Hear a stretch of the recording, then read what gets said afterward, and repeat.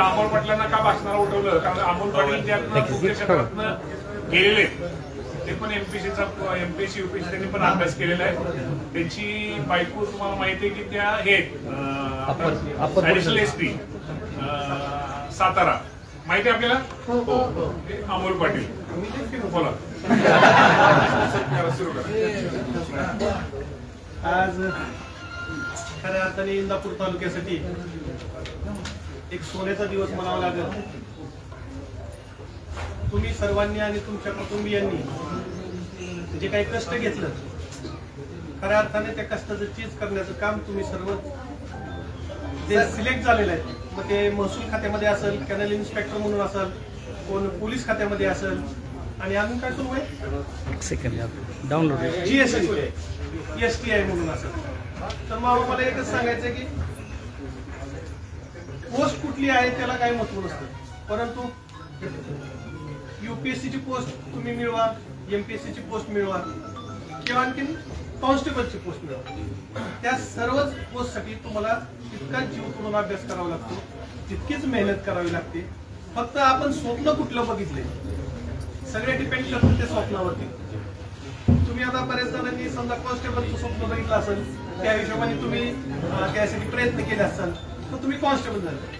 तेच जर का स्वप्न तुम्ही उद्या IPS ऑफिसरचं ठेवाल किंवा डायरेक्ट DYSPचं ठेवाल किंवा PSIचं तर तुम्ही ते करू शकता. मला तुम्हाला तेच सांगितलं, आज क्लास 3 पोस्ट असून आणि क्लास 2 असून तुम्ही स्वप्नच तेवढं बघितलं. आणि मला एवढं नक्कीच सांगायचं की आपल्या तालुक्याचे लोकप्रिय नेते दत्त मामा भरणे जे आहेत, तर तरुणांसाठी मामा हे सदैव एक स्वप्नव्रत आहेत. मामा स्वप्न दाखवतात, ते साकार कसं करायचं त्याचा देखील मार्ग दाखवतात.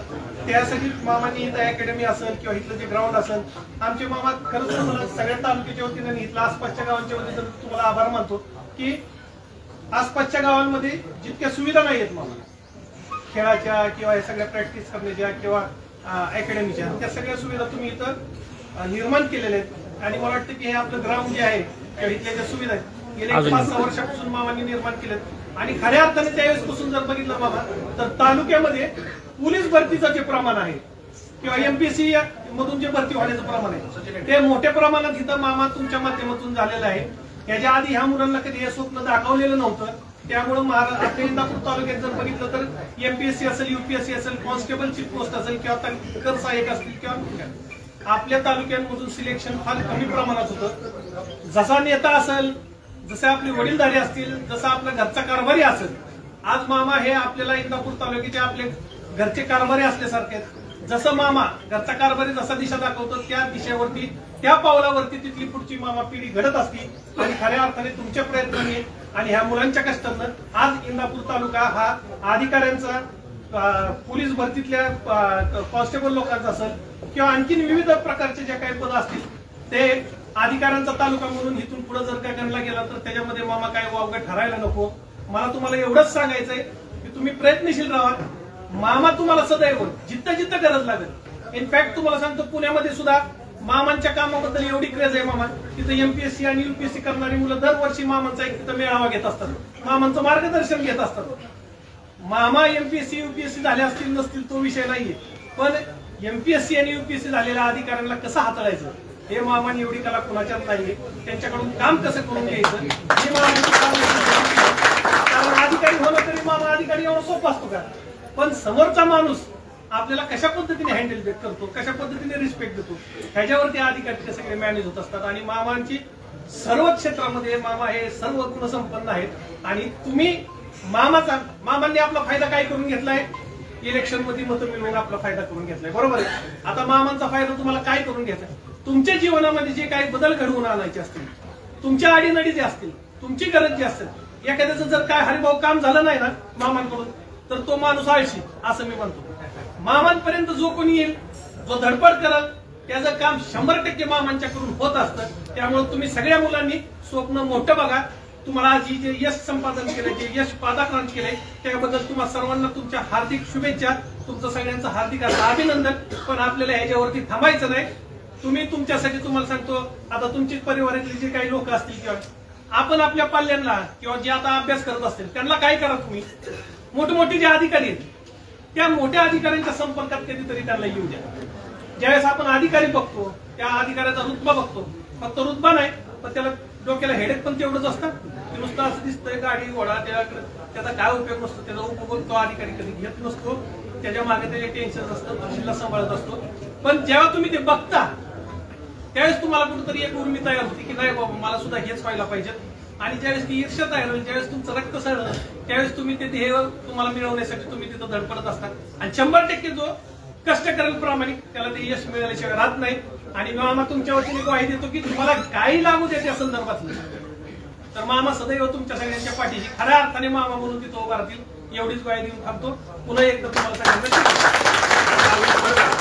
सगळ्यांना खाली बसलेले मी अधिकारी सोडून खाली बसलेले ज्यांनी एमपीएससी साठी खूप काय पाहिलंय बघितलंय तुमचं काय अनुभव आहे त्यात कोण आहे त्यातलं कोण आहे का दुसरं? मी अमोल पाटील त्यात होते पण मी अमोल पाटील म्हणून उठवलं त्यामुळं तुमच्यातलं कोण आहे कोणाला हे करायचंय का?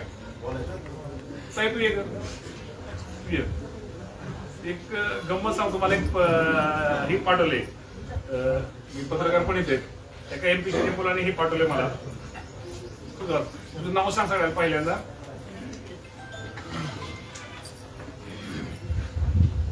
मला एका एमपीसीच्या मुलाने पाठवलं. तुझं नाव सांग सगळ्याला होतं तू काय झाली सांग. माझं नाव सोनाली सजाबाई महादेव गायकवाड. मी बर्नीवाडी गावचीच आहे आणि माझ्या 4 पोस्ट निघालेले आहेत. मी जलसंपदा विभागामधून मोजणीदार पण निघालेली आहे, महसूल सहाय्यक म्हणून पण झालेले, तलाठी म्हणून पण आहे सध्या रुजू बारामती तहसीलला आणि शेवटचे म्हणजे टॅक्स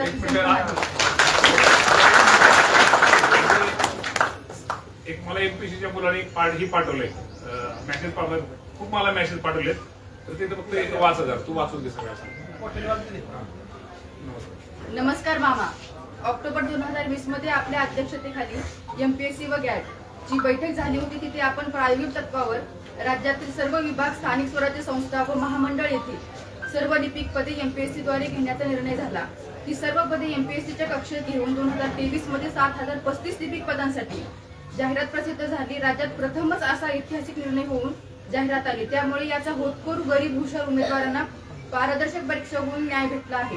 मामा हे केवळ आपल्यामुळे शक्य झाले. या निर्णयामुळे भरती प्रक्रिया यशस्वी राबविल्याने राज्य शासनाने आता सर्व पदांची पदभरती ही एमपीएससी द्वारे घेण्याचा शासन निर्णय दिनांक 18 जुलै 2024 रोजी प्रसिद्ध केला आहे. आपल्या एका निर्णयामुळे राज्यातील सर्व पदांची भरती एमपीएससी द्वारे होणार आहे. थँक्यू.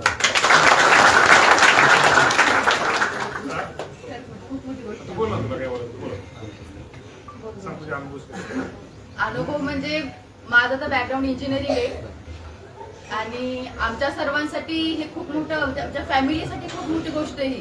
माझा दादा इथे उपस्थित आहे आता. खरं म्हणजे माझ्या ह्या श्रेयाच्या पाठीमागे नाही का त्याचं सर्वस्व कष्ट आहे.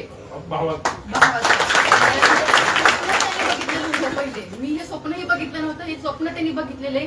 आमच्या मामांचं आमच्या पाठीमागे आमच्या दादांच्या पाठीमागे एवढं मोठं त्यांचं हातभार आहे. त्यांच्या बळामुळे ही आज आम्हाला जी पोस्ट मिळालेली ती मिळालेली आहे. थँक्यू. तुमच्यापैकी अजून एक दोघी आणि मुलांपैकी एक दोन लेडीज पैकी एक ठीक आहे ना ताई.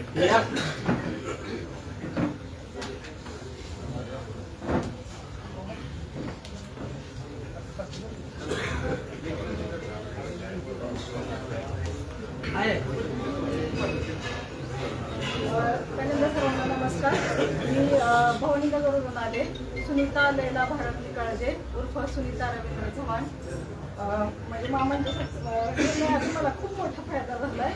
जसं की आता सांगितलं की जो निर्णय झाला की सर्व लिपिक पदांची भरती एमपीएससी मधून व्हावी तर मी खूप गरीब परिस्थिती आहे.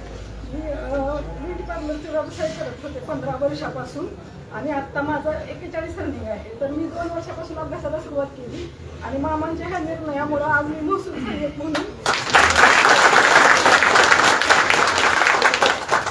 मला खूप बदलून आलंय की मी माझी परिस्थिती ह्या निर्णयामुळे बदलू शकले आणि मामांचे खूप खूप आभार. चला पाठीमागे एक लेडीज कोणतरी पुढे या.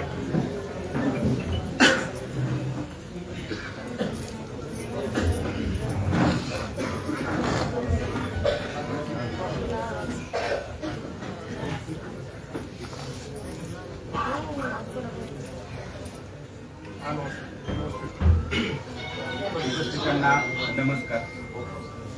मी गणेश चंद्रकांत मोहिते. माझी आत्ताच्या ॲडमधून महसूल सहाय्यक म्हणून निवड झाली. माझी सख्खी बहिणी इथे बसले, पूजा चंद्रकांत मोहिते. आम्ही एकाच ॲडमधून दोघे सख्खे बहीण भाऊ यांची निवड झाली आहे. यामध्ये मला मार्गदर्शन मिळालं. आमचे अण्णा असतील, माझे इथे भाऊ बसलाय, माझा मोठा भाऊ आहे इथे. आणि याच्यामध्ये जे काही धोरणं असतील, मामांनी जे काही गावामध्ये लायब्ररी एमपीएससीचा अभ्यास करण्यासाठी जी काही लायब्ररी उपलब्ध करून दिली आणि जी काही धोरणं असतील गावातली असतील त्याचा फायदा आम्हाला झाला. त्यामुळे मामांचे आभार. आणि आज आम्हाला कौतुकासाठी बोलवलं त्याबद्दल धन्यवाद. चला अजून एक काय दादा तुझा चल चल ये तिथे.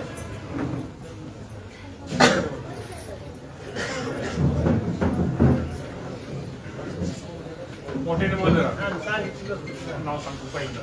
मी प्रिया बाळकांबळे, लासुर्णे गावातली. माझं मुंबई पोलीस चालक आणि मुंबई पोलीस कॉन्स्टेबल या दोन्ही पदी निवड झालेली आहे. मी नुसतीच 12वी झाली, 12वी सायन्स. आणि भरतीचा नाद आधीपासून होता म्हणून भरती करत होते मामा. दादाची आणि मामाची माझी साथ होती भरती कर म्हणून, आणि माझ्या मम्मीचं स्वप्न होतं म्हणून भरती कर म्हणून. आली 7 बहिणी आहेत मामा, मुलगा नाही. 7 बहिणी 7 बहिणी आहेत, त्यातले एक. तिसरी बहीण ही मुंबई पोलीस कॉन्स्टेबल आणि मुंबई पोलीस चालक मध्ये निवड झाली आहे. माझ्या मम्मीचं स्वप्न होतं म्हणून मी भरती झाली आहे. काय नाही, तुमची साथ होती म्हणून. आणि तुम्ही जसे इंदापूरचे मामा आहेत तसे आमच्या घरातले पण मामा आहेत.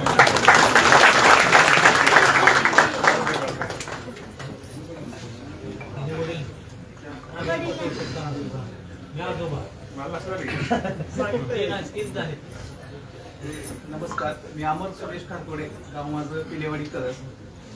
सध्या मी पुणे जनसंपर्क विभागात मोजणीदार म्हणून कार्यरत आहे आणि आता महसूल सहाय्यकपदी निवड झालेली आहे. माझे घरचे सगळे भाऊ बहीण किंवा सगळे मित्र परिवार सगळ्यांनी अगदी मनापासून मला प्रत्येक वेळी सपोर्ट केला. त्याच्यामुळेच मी आज या ठिकाणी पोहोचलोय. खरं तर मामा सांगायचं की मागच्या वेळी आपण सामान्य प्रशासन मध्ये राज्यमंत्री पदावरती असताना एवढे भारी निर्णय झालेत की पुण्यात शिकत असताना मुलांना तिथं सांगितलं ना आम्ही इंदापूर तालुक्याचे, तरी पहिल्यांदा मामांचं नाव आणि एवढा अभिमान वाटतो ना की आपण इंदापूर तालुक्याचे आहेत. कारण प्रत्येक वेळी एमपीएससीचे जेवढे काही निर्णय घेतले गेले प्रत्येक निर्णयामध्ये मामांचा प्रत्येक वेळी गुण असायचा, प्रत्येक वेळी सल्ला असायचा, मार्गदर्शन असायचं.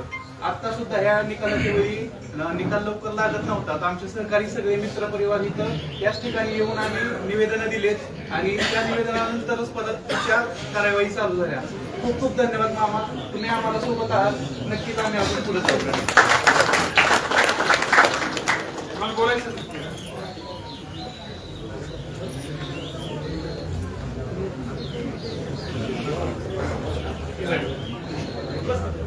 मामा हा फेटाजी माझ्या डोक्यावरती आहे. माझं नाव सागर शिवाजी इंगळे, मी राहणार संगम तालुका माळशिरस. पण मामा हा जो फेटा आहे तो माझ्यासाठी नाही, हा माझ्या भावासाठी आहे. माझ्या भावाचं नाव आहे राहुल तानाजी इंगळे, राहणार संगम. तो महसूल सहाय्यकपदी त्याचं एमपीएससीतून निवड झाली. तरी त्याचा फोन आला मामा की मामांच्या तिथून फोन आला की तिथे सत्काराचा कार्यक्रम आहे, मी राहुरीला आलोय तर तुला जावं लागते. मी म्हणलं जातो. मग इथं आल्यानंतर इतकी संख्या बघितली आणि मामा माझी ओळख करून द्यायचं तुम्हाला राहिलं की महेश इंगळेंचा मी भाऊ, आपली जुनी ओळख आहे. पण म्हणलं आमचा इंदापूर म्हणजे तुमचा इंदापूर तालुका असून तुम्ही माळशिरस तालुक्यातल्या मुलाला पाठीवरती थाप देण्यासाठी इथं बोलवलं. आणि त्याचं पण कौतुक करायचं की त्यांनी म्हणजे एमपीएससीचा जे अभ्यास करणारी मुलं असतात त्यांना इतका आनंदाचा त्याग करावा लागतो मामा. कुणाचं लग्न करता येत नाही, कुणाच्या कार्यक्रमाला जाता येत नाही, घरच्यांसाठी वेळ देता येत नाही, इतका त्याग करून ते 10-10 वर्ष अभ्यास करत असतात. त्यांना त्यांची परिस्थिती जरी हालाकीची असली तर ते परिस्थितीचा जाण ठेवून एवढ्या मोठ्या उंच शिखरावरती जाण्याचं त्यांनी जे म्हणजे त्यांनी प्रयत्न केले त्याबद्दल सगळ्यांचे मी आभार मानतो. आणि आमच्या इंगळे परिवारातर्फे मामांनी आमच्या सत्कारासाठी इथं बोलवलं, त्यांचे मी आभार मानतो आणि थांबतो.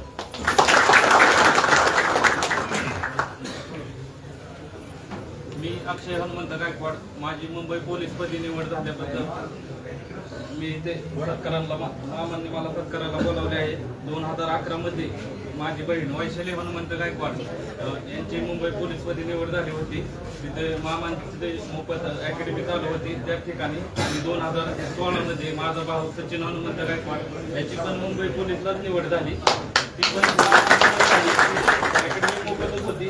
परत मी पण त्यानंतर आता 2024ला इथं मोफतच अकॅडमी होती मामांसाठी मामांनी केलेली.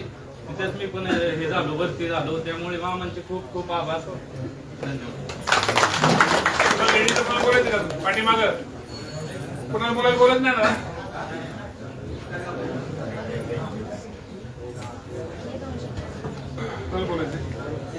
बोलायचं का तिची पालकांना कोणाला बोलायचंय.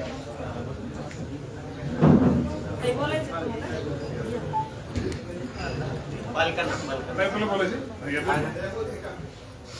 पालकांना एखादा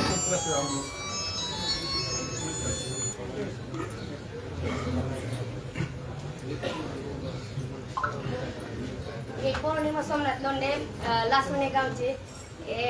हे आमच्याच गावचे आहेत. आमचा आम्हाला खूप अभिमान आहे ह्यांच्या मिसेसचा. त्यामुळे आम्ही जसे मामा इंदापूरचे तालुक्याचे घरात मामा आहेत सगळ्यांचे, तसे माझे मिस्टर आमच्या घरातले सगळ्यांचे मामा आहेत. माझ्या घरात 3 पोलीस झालेले आहेत, माझे 2 भाची आणि 1 भाची.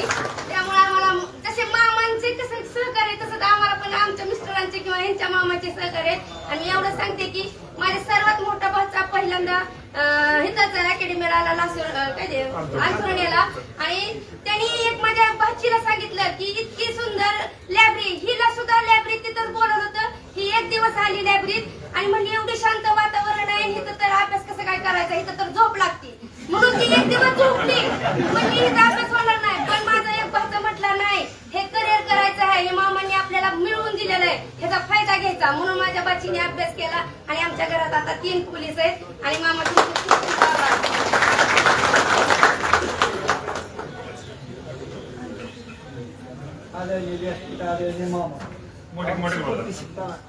आम्हाला मामा भरपूर सकाळी त्याबद्दल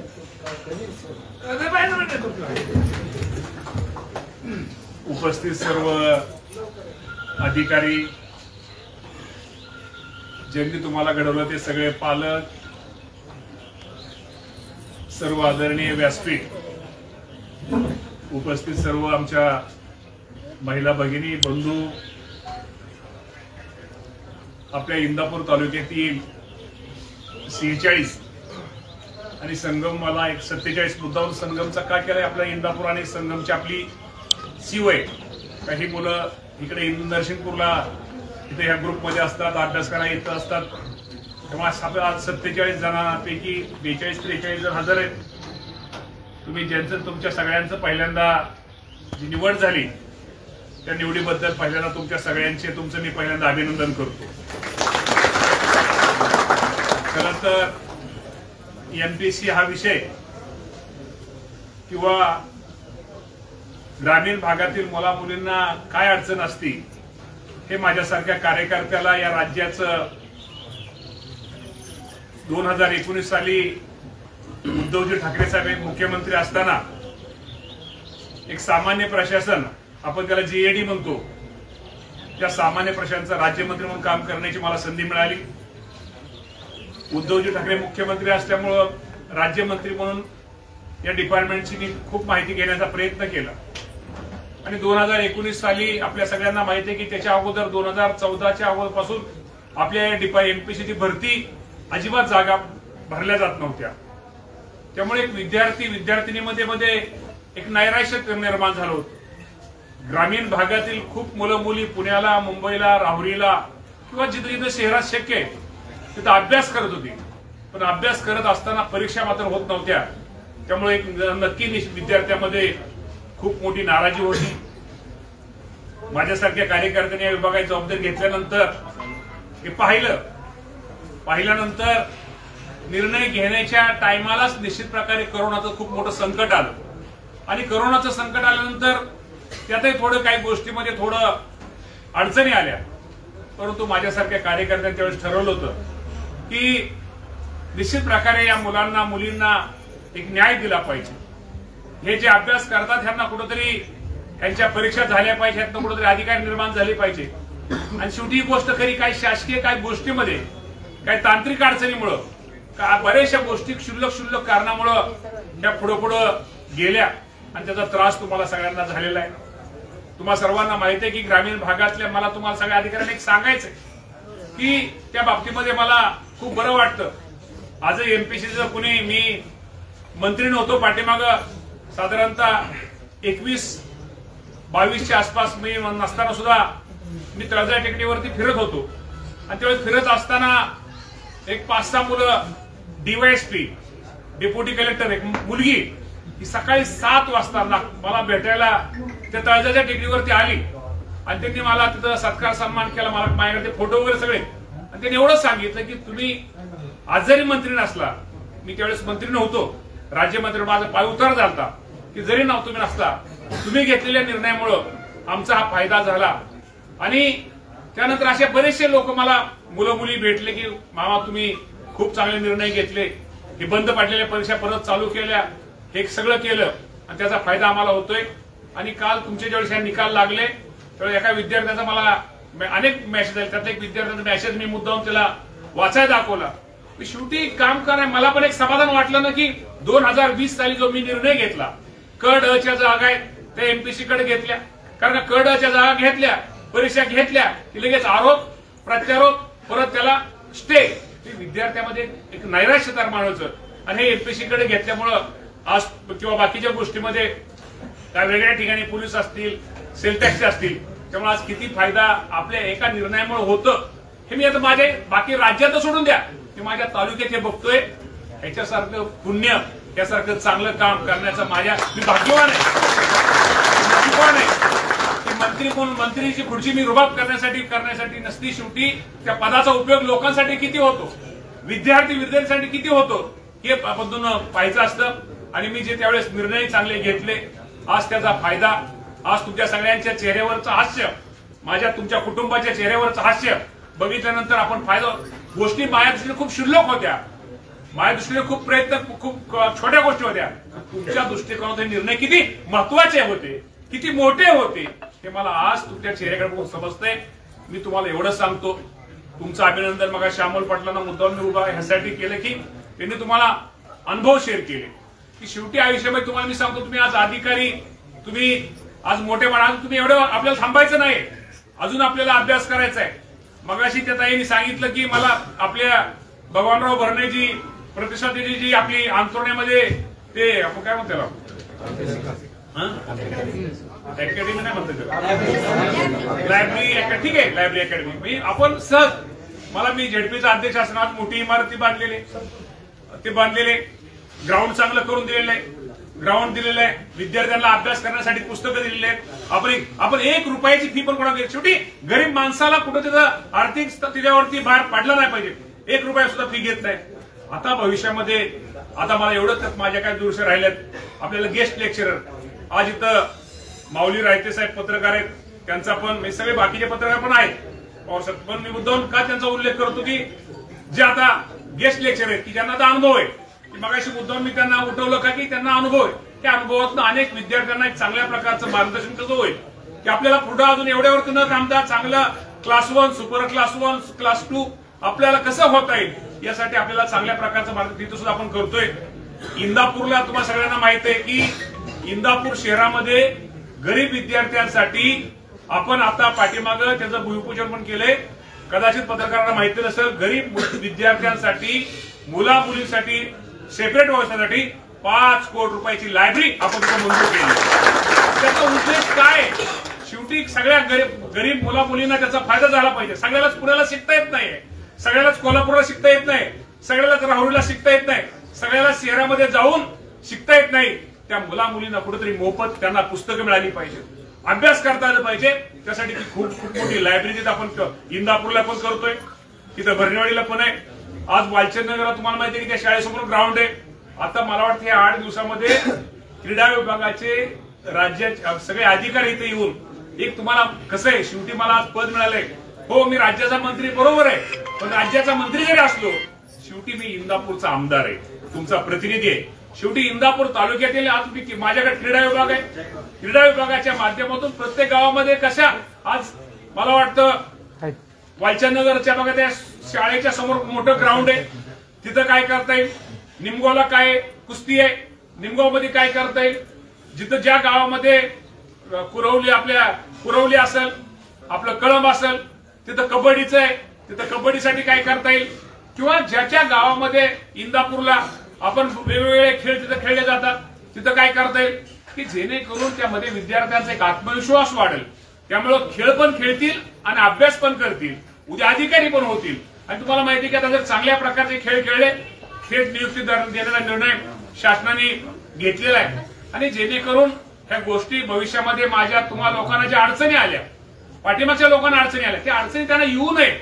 आर्थिक ह्याच्यामुळे कोणाला पुढे अभ्यास शक्य होणार नाही.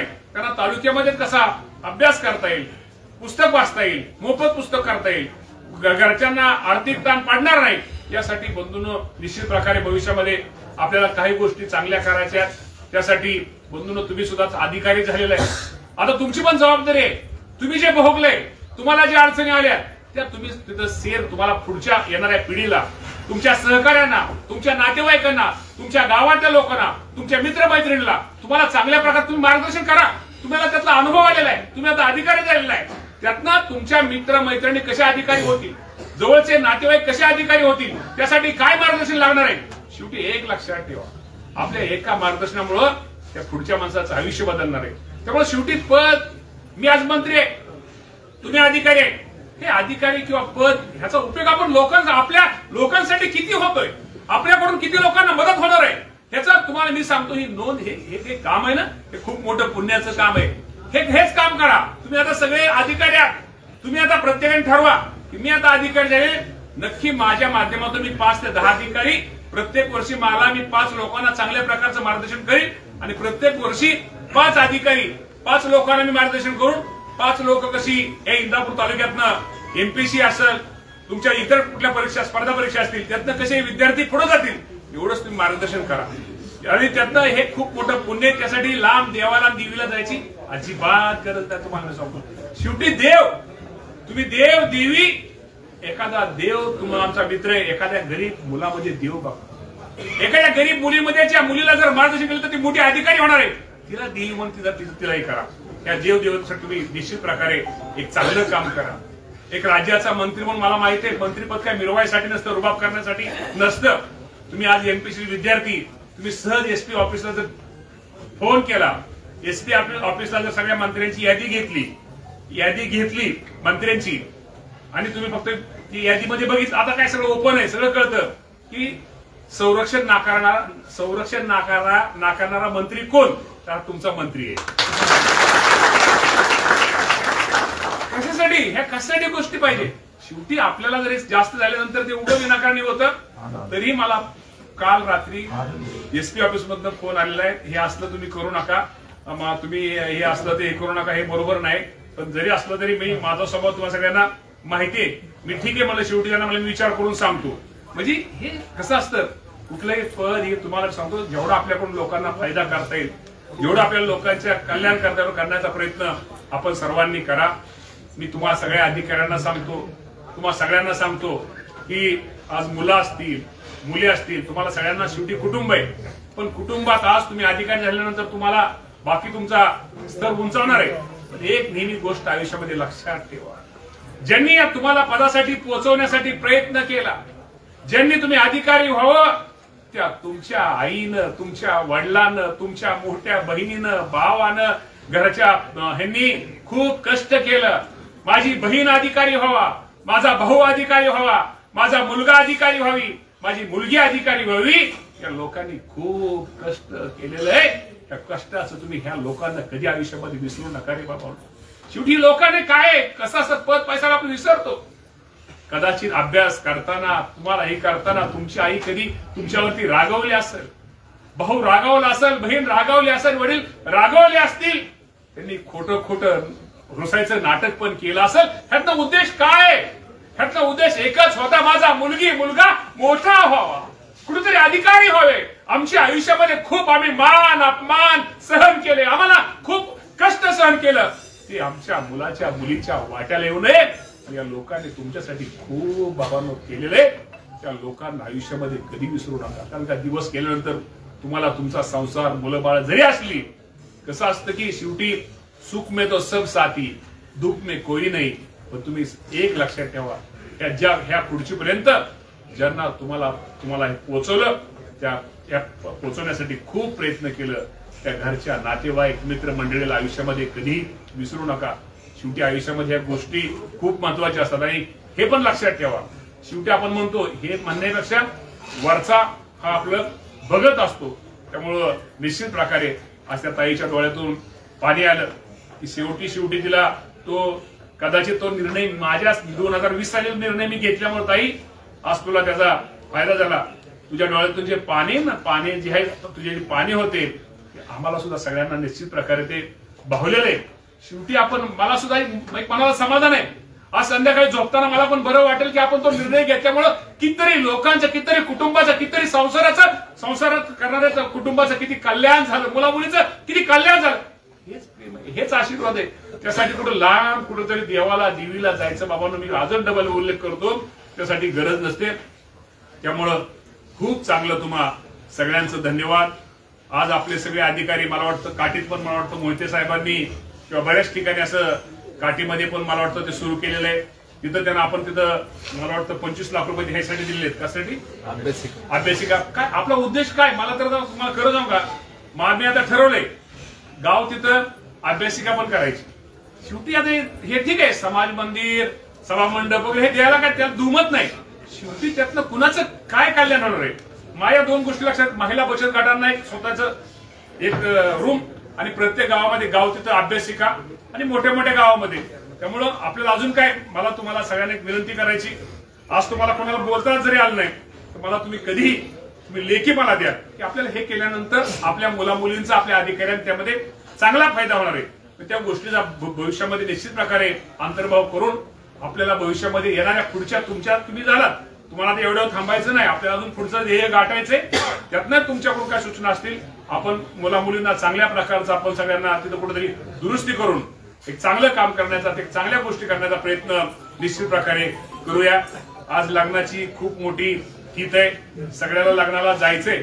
त्यामुळे आपण काय करू आता एकत्रित सत्कार आपण सगळ्यांचं करू आणि तुम्हाला सगळ्यांना शुभेच्छा देतो. शुभेच्छा देताना पुन्हा एकदा सांगतो, ज्यांनी तुम्हाला घडवलं, ज्यांनी तुम्हाला इथपर्यंत आणण्यासाठी प्रयत्न केलं त्या माणसांना पण कधी आयुष्यामध्ये विसरू नका. आणि भविष्यामध्ये एक तुम्हाला अधिकारी म्हणून एक कामाची चुनूक, एक कामाचं हे की तुम्ही दाखवून द्या. एक गंमत सांगतो, माझ्या एक ओळखीचं एक तहसीलदार आहे, एक इतका हुशार आहे, तो खालून वर गेलेला आहे. आजही या राज्यातली महसूल विभागातली काही मंडळी एखादं महत्वाचं किचकट काम असलं ते एवढे क्लास 1 मंडळी तरी त्या माणसाचा सल्ला घेतात. म्हणजे काय माणसं किती जरी दर्जा त्यांचा जरी त्यांची पोस्ट जरी खालची असली तरी काय माणसं त्यातनं खूप अनुभव खूप हुशार असतात. हे मी माझ्या डोळ्यातून पाहिलेलं आहे. त्यामुळे तुम्हाला पुन्हा एकदा सर्वांचं अभिनंदन आणि सर्वांना मनापासून शुभेच्छा देऊन थांबतो. धन्यवाद. जय हिंद, जय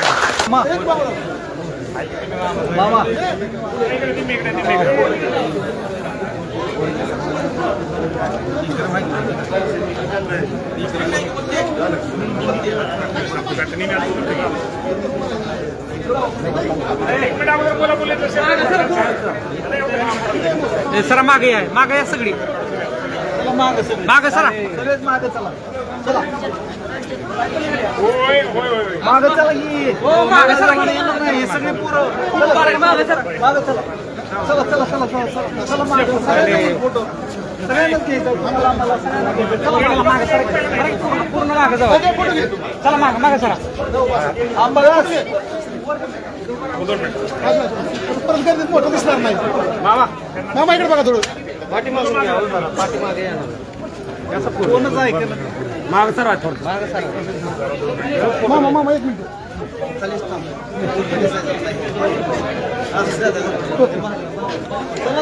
माग चला काढला तिला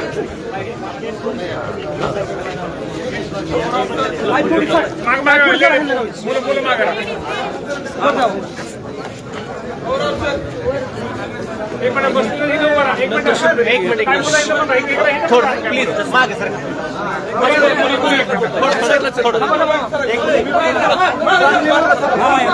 मागं मागं सर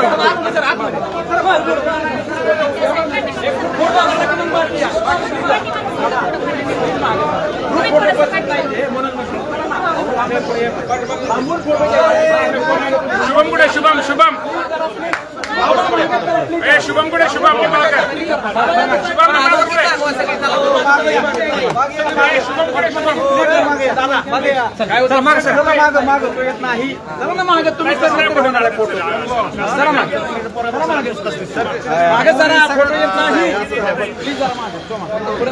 ग्रुप फोटो होऊ द्या. सगळे बसतात का? नाही बसत. राऊत सर हो राऊत सर बसत नाही फोटो. आता काय करावं लागेल? मागं सर अजून येणार सारा मागं मागं सर तुम्ही मोबाईल आधी खाली घ्या. मागं सर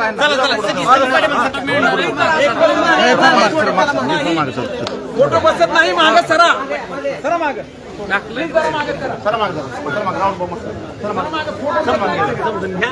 भाऊ सगळे बसतात का? नाही सगळे बसतात. थांबा 2 मिनिटं थांबा. चला तुम्ही मागं माझी विनंती आहे जरा प्लीज थोडं. फोटो बसत नाही सगळा. फोटो पाठवतो सरांना म्हणा म्हणजे येतील मागे. फोटो सगळ्यांना मिळतील. मागं सरा थोडं प्लीज. अहो साहेब सरांना किती ओरडतोय राव मी. दादा सरांना मागे फोटो घे. बसतो का बघा. बसते आता बसतो. थांबा 2 मिनिटं. बसतो साईडला जरा आता मध्ये टाकली. रावशीचे विक्रम सोपान होरकाटे हे पण महसूल साहेब मंत्रालयामध्ये क्लर्क म्हणून झाले आहेत. त्याचबरोबर नरसिंगपूरचे गणेश शिवाजी ताटे देशमुख हे महसूल साहेब नियुक्त झाले आहेत. नवनाथ महादेव खामगळ कवठळी हे पण महसूल सहाय्यक अधिकारी म्हणून त्या ठिकाणी नियुक्त झालेले आहेत. आपल्या शेळगावच्या मैथिली शिंगाडे या महसूल सहाय्यक म्हणून नियुक्त झालेल्या आहेत. अमर खारतोडे पिलेवाडी हे देखील महसूल सहाय्यक म्हणून नियुक्त झालेले आहेत. तर सायली माऊली नगरे या देखील महसूल सहाय्यक म्हणून त्या ठिकाणी नियुक्त झालेले आहेत. झालं मग झालं. धन्यवाद सगळ्यांना शुभेच्छा.